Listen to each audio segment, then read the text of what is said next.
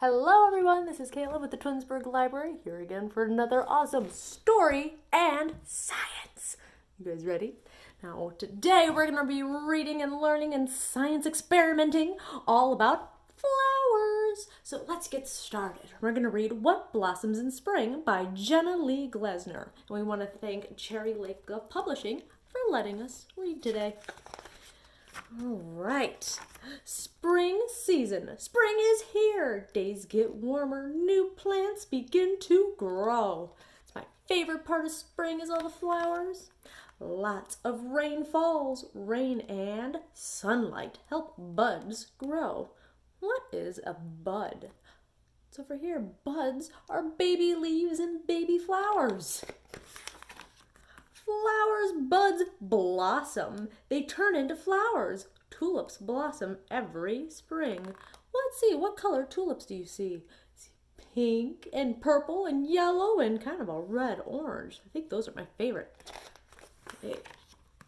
Apple trees blossom. The flowers will turn into fruit. What kind of fruit are they going to turn into? Apples, of course. Let's see, what insect do you see on the apple tree blossom? It's a bumblebee. He's eating the nectar and he's going to take the pollen from one flower to the other to make sure they grow nice and strong. Ooh, water lilies grow in ponds. They blossom on top of the water. Look, the flower can float. Those are really cool. Poppies blossom. They grow in fields. Mel picks poppies. What color are the poppies? They're red. Do you guys know what movie there's poppies in?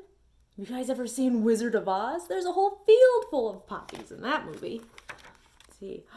Petals. Jill smells lilacs. Lilac petals are purple, pink, or white. Let's see. What color is she smelling? Look, they're purple. I love lilacs. Dandelions have tiny yellow petals. They will turn into white seeds. And what do you guys do with the seeds? Do you blow and make wishes on them? I like those flowers. Spring ends. Plants blossom all spring long. What season comes next? Let's see, what comes after spring? Summer! And I love summer. But now, let's see if we can make a flower go from a bud to a flower. Let's see. So for this experiment, we're just going to need paper flowers. I'm going to show you how to draw a really quick flower with my markers, or you can use crayons or pens or whatever you want. Let's see. I'll make a purple flower.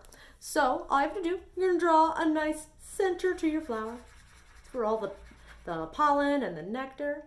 And then we want to make sure we draw really long petals for this. They don't have to be perfect, they don't have to be evenly spaced, but we want to make sure they're very, very long. And you'll see why in a little bit. And then you can color them. You can make as many as you want. Look, pretty flower. And then we're going to cut it out. I already have one cut out right here. So you see how my petals are nice and long? Because now what we're going to do is we're going to fold the petals into the center. So we're actually going to work backward. We're going to take our flower and turn it into a bud. Go a little back in time right now.